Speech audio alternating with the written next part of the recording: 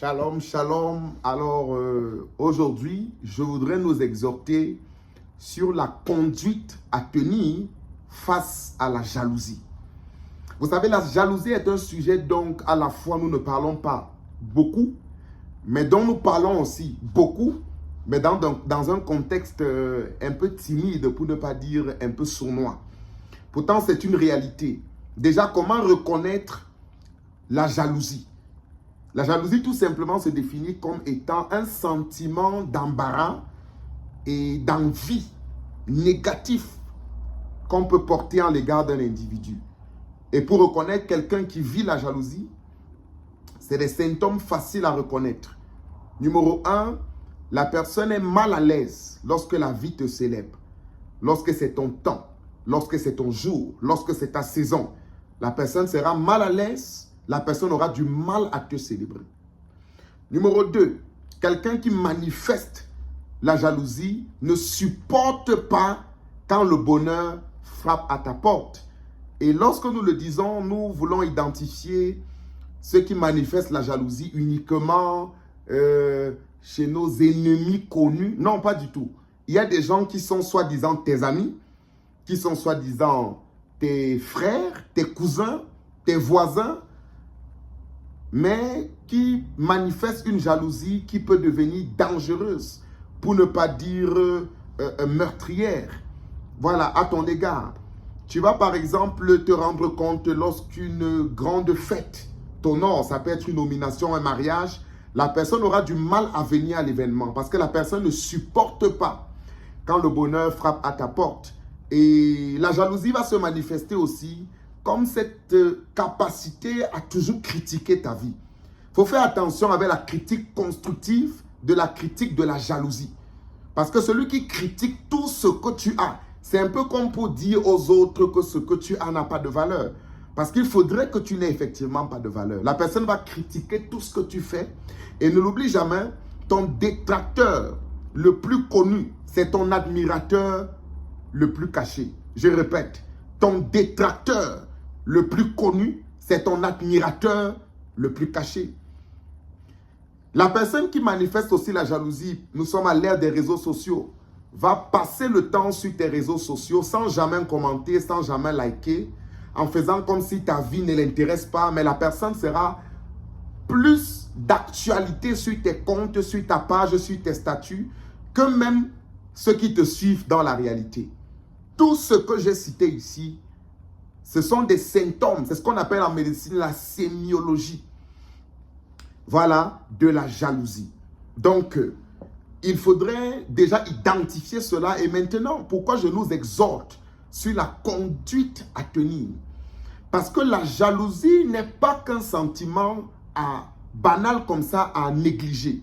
Le premier meurtre dans la Bible a été occasionné par Caïn qui était jaloux de Abel, son propre frère. La Bible déclare, Caïn vit d'un mauvais œil le fait que Dieu accordait un regard favorable sur l'offrande d'Abel et pas sur son offrande. Et voyez-vous, Caïn a anticipé et a développé des idées diaboliques et destructrices.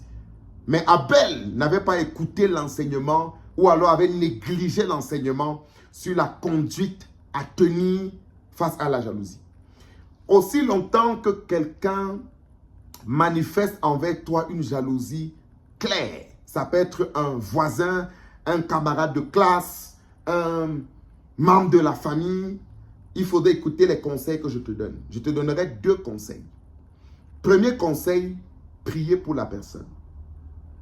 Ça semble fou. C'est pourquoi la Bible dit, bénissez ceux qui vous maudissent. Beaucoup de personnes n'ont pas compris le verset. En fait, plus quelqu'un souffre, plus quelqu'un va te détester. Plus quelqu'un est célibataire, plus il va te détester.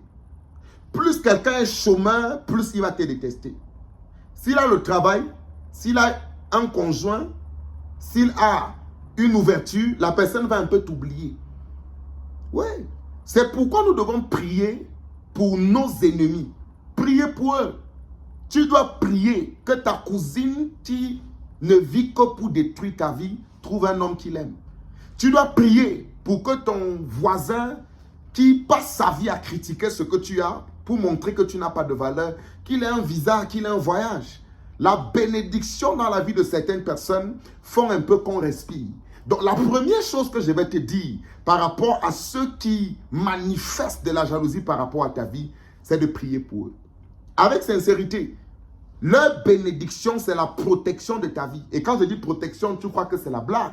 Parce que pour toi, la jalousie, vraiment, est limitée. C'est juste un... Non, non, non. Les meurtres, les poisons dans nos sociétés, les poisons pendant ton temps de fiançailles, les poisons quand tu as ton visa avant de voyager, les poisons quand tu reviens au pays pour quelques minutes, c'est causé par ce que je suis en train de parler ici. C'est pourquoi je dis tu dois prier pour eux, pour qu'ils entrent aussi dans une saison de bénédiction et de grâce. Et la deuxième chose que je vais te dire, c'est de prier pour eux, c'est vrai, mais de les éviter. De les éviter. Celui qui te blesse une première fois, c'est sa faute. Mais celui qui te blesse une deuxième fois, c'est ta propre faute. Quand tu as la révélation que quelqu'un manifeste la jalousie, prie pour lui, mais à distance. Je suis en train de te protéger du poison. Je te protège des coups montés. Je te protège de beaucoup de choses. La deuxième conduite à tenir face à la jalousie, c'est les éviter complètement. Tu dois les aimer, tu dois prier pour eux, mais tu dois les éviter. J'ai dit, tu dois les aimer, tu dois prier pour eux, mais tu dois les éviter. Que le Seigneur bénisse cette parole et qu'il te donne de puiser la substance sagacité, pour ne pas dire la sagesse enfouie dans cette exhortation. Je reste et je demeure ton serviteur, le révérend docteur, tu es là. Je prie afin que la grâce et la bénédiction de l'Éternel t'amènent toujours plus haut, te rendent toujours plus fort. Que la puissante main de l'Éternel marche avec ta vie. Que toute conspiration contre ta vie soit brisée et détruite au nom de Jésus. Tends simplement ta main vers l'écran. Alors que je tends mes deux mains vers toi, je libère la grâce, je libère la faveur, je libère la bénédiction, je libère la santé. Écoute-moi, ceux qui ont dit qu'ils assisteront à tes funérailles, je déclare comme oracle que tu vas les enterrer, eux et leurs enfants, mais tu seras debout. Ils te feront la guerre, mais ils ne te vaincront jamais. Car ta vie est bâtie sur le rocher des âges, le Seigneur Jésus-Christ. Que le Seigneur te bénisse et que sa grâce soit avec toi. Garde ton cœur plus que toute autre chose. Shalom.